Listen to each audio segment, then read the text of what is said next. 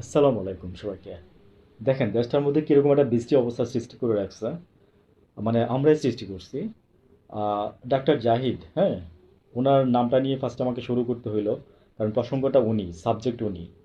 তো ব্যাপারটা হচ্ছে যে আজকে অনেকেই, আমি এটা খুব বেশি আজকে দেখতেছি, ভাবছিলাম না যে কথা বলবো, কিন্তু মনে হলো যে একটু বলি। কারণ হচ্ছে যে এটা নিয়ে আজকেই মানুষ বলতেছে যে তারা আজকে অনেকে জানতে পারছে ডাক্তার জাহিদ সম্পর্কে, যে রুমিন ফারহানকে নিয়ে। ঠিক আছে, দ্বিতীয় আর একটা এক্সক্লুসিভ নাম আর কি। আহ, আমার ডিস্ট্রিক্টের, হোম ডিস্ট্রিক্টের রুমিন ফারহান আপা। তো যাই হোক, শ্রদ্ধার সাথেই বলতেছি সবাইকে। এদিকে ইলিয়াস হোসেন, হ্যাঁ। তো সব মিলায় মনে করেন যে একটা মানে যাতা অবস্থা দেশের মধ্যে বলা যায় যে, মানে ওই যে বলে না যে আজকে আমরা যাদেরকে বিশ্বাস করছি বা বিশ্বাস করতাম একসময়, জাহিদ ভাইয়ের ভিডিও আমি সার্চ দিয়ে দিয়ে খুঁজে খুঁজে বের করে দেখছি। আম, রাতের বেলা আওয়ামী লীগ সরকার থাকতে পছন্দ করতাম জাহিদ ভাইকে, কথা বলা, ইয়ে টিয়ে, অ্যাটিটিউড বা হোয়াট এভার ইজ। তো ওনার ওয়াইফ আজকে আপনার ফেসবুকে মানে পোস্ট করছে 25 তারিখে না কবে যেন, এনিওয়েজ। আমি ডেটগুলো নাই বলি, হয়ে গেছে অনেক দিন, প্রায় 15-20 দিনের মতো হয়ে যাবে। তো মূল প্রসঙ্গটা হচ্ছে যে, দেখেন উনি, জাহিদ ভাইয়ের ওয়াইফ আবার আপনার পেজ, মানে পোস্ট দিয়ে বলছে যে আমার হাজবেন্ড যদি কোনো মানে খারাপ কাজ করে থাকে তাহলে সেটার বিচার আমি আদালতে চাবো। মানে কোনো সাংবাদিককে আমি দেই নাই। তো ইলিয়াস হোসেন আবার এটা মানে কেন প্রকাশ করতে যাচ্ছে?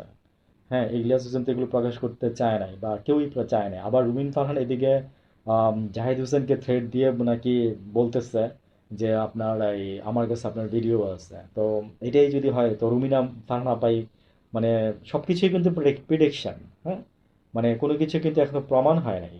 কিন্তু এই যে মনে করেন যে, আমি আরেকটু বলি আপনারা যদি না জেনে থাকেন, তো এদিকে জাহিদ সাহেবের না ওই যে ওনার ওয়াইফের শ্বশুর সম্ভবত অসুস্থ হয়ে যাচ্ছে, এগুলো শুনে ইত্যাদি ইত্যাদি নানান ধরনের কথা, এবং ফেসবুক পোস্ট আমি পড়ছি আজকে থেকে আরো 2 দিন আগে মেবি আমি পড়ছি।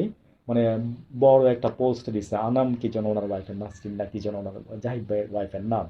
তো ডাক্তার জাহিদ ভাই, আমরা আপনাকে পছন্দ করতাম, মন থেকে ভালোবাসতাম, আপনার কথা শুনতাম।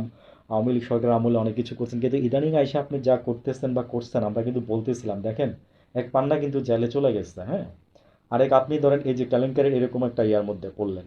দেখেন অন্য কারোর কেলেঙ্কারি নিয়ে কিছু হলে কিন্তু কিছু হয় না, বাট আপনাদেরটা কিন্তু হয়, এটা খেয়াল করছেন? এটা খেয়াল করছেন? তো যাই হোক, ওনার ওয়াইফ সবই নিয়ে বলছে যে এটা নিয়ে যেন ঘাটাঘাটি না করা হোক। আমার বলার মূল উদ্দেশ্য হচ্ছে এটাই, আমিও বলবো এটাই, যেন এটা আমাদের পারিবারিক ব্যাপার। ইলিয়াস ভাই আপনি এখানে হাত দিয়েন না। আমার মনে হয় আর কি, আমি নাম নিয়েই বললাম, উইথ ডিউ রেসপেক্ট সবাইকে বললাম, আমার যেটা মনে হলো আমি সেটাই বললাম আর কি। ভালো থাকবেন।